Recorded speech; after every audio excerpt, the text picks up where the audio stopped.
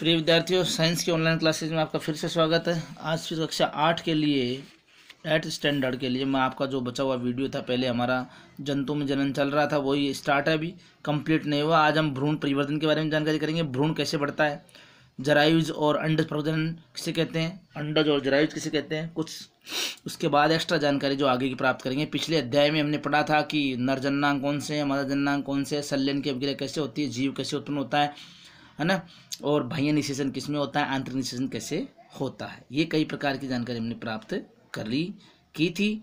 आज हम पढ़ेंगे भाई भ्रूण परिवर्तन। देखो, ये आपको पिछले अध्याय में नहीं बताया था मैंने, थोड़ा चित्र में इसमें देख लें। ये बड़ा चित्र दिया हुआ थोड़ा सा उसका, मादा जननांग का है, गर्भाशय यहाँ पर दिया हुआ है, अंडोत्सर्ग यहाँ पर जो है ना, ये विद्यार्थी थोड़ा ध्यान देना, ये अंडाशय था आपका, यहाँ से अंडे बन करके, अंडे निकल करके यहाँ पे चले जाते हैं। ये अंडा जो है युग्मनज बन जाता है ऐसे, फिर ये 2 भागों में विभाजित हो जाता है। देखो यहाँ 2 भाग हो गए, अच्छी तरह देखना, अच्छी तरह। उसके बाद 4 भाग हो गए, 1 2 3, उसके बाद 8 हो जाएंगे, उसके बाद 16 हो जाएंगे, ऐसे विभाजित होता रहेगा। अब जैसे विभाजित होगा, इसके चारों ओर गोल गोल रिंग बन जाएगी, ऐसे गोल गोल रिंग बन जाएगी, बीच में ये बढ़ता रहेगा। यहाँ पर इस जगह देखो, इस जगह बढ़ रहा है, अच्छी तरह देखो आप, यहाँ बढ़ रहा है। इस प्रकार बढ़ करके ये ऐसे बड़ा रूप लेने लग जाता है, उससे भ्रूण कहते हैं। बाद में भ्रूण का रूप ले लेता है ये। बाद में भ्रूण का परिवर्तन होता है। देखो, निषेचन के परिणाम स्वरूप युग्मनज बनता है और विकसित होकर भ्रूण परिवर्तन होता है। तत्पश्चात कोशिकाएं समूहकृत होने लग जाती है। उसके बाद जो कोशिकाएं आपस में मिलने लग जाती है, 4 कोशिकाएं 2 हो जाती है, 10 हो जाती है, 5 हो जाती है, उत्तकों और अंगों में परिवर्तित हो जाती है। तब विकसित होती हुई संरचना को भ्रूण कहते हैं। विकसित हुई संरचना को भ्रूण कहते हैं। यहाँ पे आप अंडरलाइन कर लेंगे, भ्रूण किसे कहते हैं, अंडरलाइन करेंगे। भ्रूण गर्भाशय की दीवार में रोपित होकर विकसित हो जाता है। भ्रूण जो है ना, गर्भाशय की दीवार के चारों ओर, जो यहाँ पर है ना, यहाँ इस जगह यहाँ पर इकट्ठा रहता है, यहाँ पे भ्रूण बनता है, गर्भाशय की दीवार के चारों ओर एकत्रित रहता है। तो देखिए विद्यार्थियों, यहाँ पे गर्भाशय की भित्ति दे रखी है, ये गर्भाशय की भित्ति है। ये विकसित भ्रूण यहाँ पे विकास कर रहा है, बढ़ रहा है धीरे धीरे चित्र के माध्यम से। कैसा ही बना सकते हैं आप चित्र तो, लेकिन जैसे भ्रूण का विकास हो जाता है, अर्ध भ्रूण हो जाता है, उसके बाद में आपको इस प्रकार बच्चा मतलब दिखने लग जाता है गर्भाशय के अंदर। उसके अंदर आँख वगैरह आदि विकसित हो जाते हैं बाद में धीरे धीरे, और शारीरिक भागों की पहचान हो जाती है, जिसे हम गर्भ जब कहते हैं, गर्भ कहलाता है। वो क्या कहलाता है, गर्भ कहलाता है। इस प्रकार मुर्गी में आंतरिक निषेचन होता है। ठीक है विद्यार्थियों। और चूजा बनने में, जो मुर्गी का चूजा बनता है, उसमें लगभग 3 सप्ताह लगते हैं। इसको भी अंडरलाइन करना, पता लगाना भाई, जो मोस्ट लाइनें हमारी आती है, इंपॉर्टेंट फैक्ट। ठीक है। अब देखिए, हम पढ़ते हैं जरायुज और अंड प्रजनन जंतु। जरायुज, हमने जाना है कि भाई कुछ जंतु विकसित शिशु को जन्म देते हैं, जबकि कुछ जंतु अंडे देते हैं। तो ध्यान रखना, विकसित शिशु को जन्म देते हैं, कुछ जंतु अंडे देते हैं। अब बात यह आती है, शिशु में विकसित होते हैं तो वह जंतु जो सीधे ही शिशु को जन्म देता है, यहाँ से अंडरलाइन करेंगे ये, यानी सीधे जंतु को उत्पन्न कर रहा है ना, डायरेक्टली बच्चा उत्पन्न हो रहा है, तो वो जरायुज हो जाएगा। और वह जंतु जो पहले अंडे देते हैं और अंडे के बाद में से उसके अंदर बच्चे निकलते हैं, वो अंडज कहलाते हैं, अंड प्रजनक कहलाते हैं। तो देखो क्रियाकलाप में 9.2 में देखा है, देखो मेंढक है, छिपकली है, तितली है और सल्क है, मुर्गी है, कौवे है, किसी अन्य पक्षी के अंडे का अवलोकन करने का प्रयास कीजिए। ये सभी अंडे देने वाले जंतु अंडज कहलाते हैं। कौन उदाहरण है आपके पास, काफ़ी, मेंढक है, छिपकली है, तितली है, सल्क, मुर्गी, कौवे आदि प्रकार के, कई प्रकार के हैं। तो ऐसा कोई वो दिक्कत नहीं है, आप थोड़ा सा प्रयास करो, आप सफलता मिलेगी आपको, थोड़ा ध्यान से। कुछ जंतु ऐसे होते हैं जो शरीर के बाहर अंडे देते हैं। देखो, कुछ जंतुओं के अंडों का अवलोकन करना सरल है, क्योंकि उनकी माँ शरीर के अंडे बाहर देती है। परंतु कुछ, जैसे गाय है, कुत्ता है, बिल्ली है, अंडे एकत्रित नहीं कर सकते हैं, इसलिए क्योंकि वह अंडे नहीं देते हैं, इसलिए माँ पूर्ण विकसित शिशु को ही जन्म देती है। तो उसकी माँ जो है, जैसे गाय की माँ बछड़ा वगैरह देगी। तो यह जरायु जंतु के उदाहरण है। तो जरायु जंतु के उदाहरण समझ गए, कुत्ता, बिल्ली, गाय, मनुष्य, ये हैं। शिशु से वयस्क बन जाता है बाद में व्यक्ति। देखो, नवजात जन्मे प्राणी अथवा अंडे से स्फुटन से निकले प्राणी तब तक वृद्धि करते हैं जब तक कि क्या,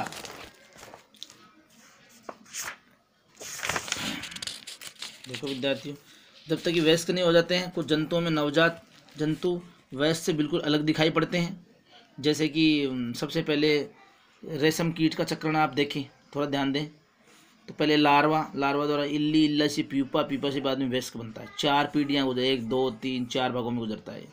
तो इस प्रकार मेंढक के अंडे प्राप्त करने से वयस्क बनने की विभिन्न अवस्थाएं, इसको देख लिया आप, यहाँ पे अंडरलाइन कर लेना रेशम को वाला। उसके बाद में मेंढक के अंडे प्रारंभ करने के वयस्क बनने की विभिन्न अवस्थाओं का प्रेक्षण कीजिए। तो देखो मेंढक में देखो क्या होता है, पहले तो अंडा, ठीक है, उसके बाद टेडपोल लार्वा, तो मेंढक का लार्वा, उसके बाद ये वयस्क बनता है। टेडपोल वयस्क मनुष्य में दिखाई नहीं देते हैं। क्या आप सोचते हैं कि दिन या टेडपोल कि किसी दिन यह टेडपोल वयस्क मेंढक बन जाएगा? बिल्कुल सोचते हैं, क्यों नहीं बनता, टेडपोल वयस्क में बनता है। ठीक है विद्यार्थियों, तो देखो यह मेंढक है, यहाँ पर मेंढक का को जीवन चक्र दिया हुआ है। ये सबसे पहले अंडे थे, उसमें आरंभिक टेडपोल में इसमें ऐसे वृद्धि हो जाती है इसकी, उसके बाद में बाद का टेडपोल और इसमें थोड़ी वृद्धि हो जाती है। थोड़ा सा देखो यहाँ पे मुख वगैरह, यहाँ पे थोड़ा सा यहाँ मुख वगैरह आया है इसका, उसके बाद ये वयस्क हो जाता है।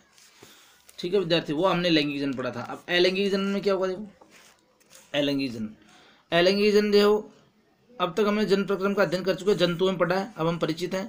परंतु अत्यंत छोटे जंतु जैसे कि हाइड्रा है, सूक्ष्म जीव जंतु जैसे कि अमीबा में जनन होता है, जैसे हाइड्रा में होता है, सूक्ष्म जीव, सूक्ष्मदर्शी जीव, अमीबा में जनन, क्या आप उनके प्रजनन करने के ढंग के विषय में जानते हैं? पता लगाएं आएगा आकर के।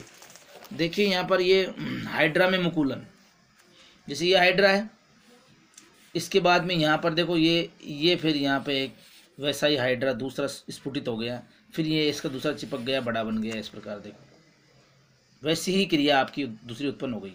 प्रत्येक हाइड्रा में एक अधिक उभार दिखाई दे सकते हैं। यह उभार विकसित होकर नए जीव का निर्माण करते हैं। इसमें उभार उत्पन्न होते हैं जो नए जीव का निर्माण करते हैं, उसे कहते हैं मुकुल। क्या कहते हैं? मुकुल। तो मुकुलन हो गया एक तरह से। तो देखो यहाँ पर आप देखेंगे हाइड्रा में भी एक एकल जन्म से निकलने वाले उद्भव के नए जीव का विकास होता है। इस प्रकार के जन्म जिनमें केवल एक ही जनक नए जीव को जन्म देता है, अलैंगिक जन्म कहता है। एक ही जनक, यानी इसमें नर मादा की जरूरत नहीं पड़ती है, ध्यान रखना, इसमें नर मादा की जरूरत है नहीं पड़ती। तो लैंगिक जनन है, लैंगिक जो जनन है ना, वो नर और मादा की आवश्यकता उसमें डेफिनेटली है। और अलैंगिक जनन में क्या, खुद का जनन खुद ही कर लेता है, वो दूसरे की आवश्यकता नहीं पड़ती है। नर को मादा की जरूरत नहीं पड़ती, मादा को नर की जरूरत पड़ती है। अपने आप ही अपने शरीर को परिवर्तित करके, शरीर को बढ़ा करके, शरीर के स्फुटित करके शरीर का कुछ भाग निकल जाता है उसका अलग साइड से, और वो अलैंगिक जनन कहलाता है। तो ध्यान रखना, एक ही जनक से नए जीव जो उत्पन्न होते हैं ना, वो अलैंगिक जनन कहलाते हैं। क्या कहलाते हैं? अलैंगिक जनन। हाइड्रा में होता है इस तरह मुकुलन होता है। देखो यहाँ पर दे रखा है अमीबा में द्विखंडन। अब देखो जी ये अमीबा है, तो सबसे पहले ये अमीबा होता है। यहाँ पर ये क्या करेगा, यहाँ पर इसका केंद्रक वगैरह है, तो ये 2 भागों में बट जाएगा। इस 2 से ये लंबाई बढ़ करके यहाँ 2 भाग ऐसे हो जाएंगे, फिर ये 2 भाग अपने आप ही बन जाएंगे। यहाँ संतति उत्पन्न होगी अपने समान। अमीबा में द्विखंडन होगा। अमीबा में द्विखंडन की अभिक्रिया है। हाइड्रा में मुकुलन होता है, अमीबा में द्विखंडन होता है। अमीबा 2 भागों में बढ़ जाता है, जबकि हाइड्रा अपने शरीर से अलग नहीं होता है और अपने शरीर में परिवर्तित होता रहता है, अपने शरीर में बढ़ता रहता है, अपने शरीर के अंग को भी बढ़ा देता है। तो हाइड्रा अपने शरीर को बढ़ाता है और अमीबा में द्विखंडन अभिक्रिया होती है, 2 खंडन के द्वारा यह हाइड्रा बढ़ा देता है। इसी प्रकार तो प्रिय विद्यार्थियों, आप समझ गए होंगे। जो अब ध्यान देना, दोबारा एक बार रिवाइज में थोड़ा बताता हूँ आपको। लैंगिक जनन जो होता है आपका, वो नर मादा की आवश्यकता पड़ती है, ठीक है। लेकिन अलैंगिक जनन है ना, वो स्वयं एक अपना एक जीव है ना, एक ही जनक नया जीव उत्पन्न कर लेता है। जैसे मान लो कोई जनक है, वो ही खुद ही अपने शरीर को वृद्धि करके या अपने शरीर के टुकड़े करके, अपने शरीर के 2 भाग होकर के वो ही अपने समान संतति खुद ही उत्पन्न कर लेता है अकेला ही। उसे किसी दूसरे साथी की आवश्यकता नहीं पड़ती है, इसलिए वह अलैंगिक जनन कहलाता है। अलैंगिक जनन मतलब लैंगिक नहीं होना, मतलब उसके अंदर कोई लिंग की जरूरत नहीं पड़ती है, ठीक है। तो इस प्रकार देखो हाइड्रा में तो होता है मुकुलन द्वारा जनन, ध्यान रखना विद्यार्थियों, हाइड्रा में मुकुलन द्वारा जनन होता है। यानी हाइड्रा जो है आपका, उस अपने शरीर को थोड़ा सा बढ़ा लेता है, पहले थोड़ा सा बढ़ गया, फिर अपने समान ही, जैसे ये क्रिया थी ना, ऐसे जैसे आकृति वैसे आकृतियाँ धीरे धीरे बढ़ने लग जाएगी, ऐसे बन जाएगी वापस। अपने शरीर से अलग नहीं होगा, शरीर के अंदर ही बढ़ा लेता है और अपने जैसा ही दूसरा एक जीव उत्पन्न कर लेता है, दूसरा ही अपनी संतति उत्पन्न कर लेता है। और ऐसे जो आपका अमीबा है, अमीबा में टुकड़े हो जाते हैं, द्विखंडन अभिक्रिया होती है, 2 भागों में बढ़ जाता है। अमीबा में खाद्य धानी पाई जाती है। अमीबा के जो ये बाहर के जो दिखे हुए हैं, ये उभार हैं, ये ऐसे, ठीक है। अमीबा चित्र आप बना सकते हैं आराम से, ऐसे करके, ऐसे ऐसे आप अमीबा का चित्र बना सकते हैं आराम से, कोई दिक्कत नहीं है। इसमें खाद्य धान्य होती है, ये अपने शरीर को ऐसे सिकुड़ता है, जब भी चलता है ऐसे सिकुड़ता रहता है, ऐसे सिकुड़ता है शरीर को, ऐसे सिकुड़ेगा फिर बढ़ेगा, सिकुड़ेगा फिर बढ़ेगा, सिकुड़ेगा फिर बढ़ेगा। इस प्रकार ये अपने भोजन का पाचन भी करता है। इसमें केंद्र जो होता है वो विभाजित हो जाता है 2 भागों में, तो 2 केंद्र हो गए तो 2 ही भाग हो जाएंगे, द्विखंडन अभिक्रिया हो जाएगी। कौन सी हो जाएगी? द्विखंडन अभिक्रिया। उम्मीद करता हूँ कि आपको ये पाठ समझ में आया होगा। आप और अच्छा प्रयास करेंगे, चित्रों को बनाएंगे, डायग्राम बनाएंगे, और वीडियो को आप लाइक करेंगे, सब्सक्राइब करेंगे वीडियो को, ठीक है। कुछ यहाँ पर आपको ने क्या सीखा जो आपको पास दिए हुए हैं, थोड़ा सा इस पर विशेष ध्यान दिया करो आप विद्यार्थियों। देखो यहाँ कई पॉइंट आए हुए हैं, अलैंगिक जनन, द्विखंडन, मुकुलन, अंडे, भ्रूण, बाह्य निषेचन, निषेचन, गर्भ, आंतरिक कायंत्रण, जंतु, कार्य, जनन का लैंगिक जनन, शुक्राणु, जरायुज और अंडज। ये सारे प्रश्न बनते हैं आपके। जरायुज किसे कहते हैं, शुक्राणु कहाँ पाया जाता है, युग्मनज कैसे बनता है, बाह्य निषेचन कैसे होता है, अंडे को कौन कौन देता है, मुकुलन की क्रिया किसमें होती है, द्विखंडन की क्रिया किसमें होती है, अलैंगिक जनन कौन सा होता है। इन सारे क्वेश्चन प्रमुख शब्द हैं आपके। और आपने क्या सीखा विद्यार्थियों, ये सारे जो आपके टॉपिक इंपॉर्टेंट फैक्ट है, आप इसको थोड़ा ध्यान दें और अच्छा प्रयास करें। तो उम्मीद है कि आपको वीडियो समझ में आया होगा। आपको अच्छा प्रयास करना है, बढ़ चढ़ के ऐसा लिखना है, और वीडियो को जब भी आप देखें तो एक बार आप सब्सक्राइब जरूर कर दें। बहुत बहुत धन्यवाद विद्यार्थियों आपका। मिलते हैं अगले वीडियो में। इसके बाद असाइनमेंट आपको भेज दिए जाएंगे, होमवर्क आप करके हमें भेजते जाइए, हम आपकी समस्या का समाधान करेंगे। ओके, बहुत बहुत धन्यवाद, थैंक यू।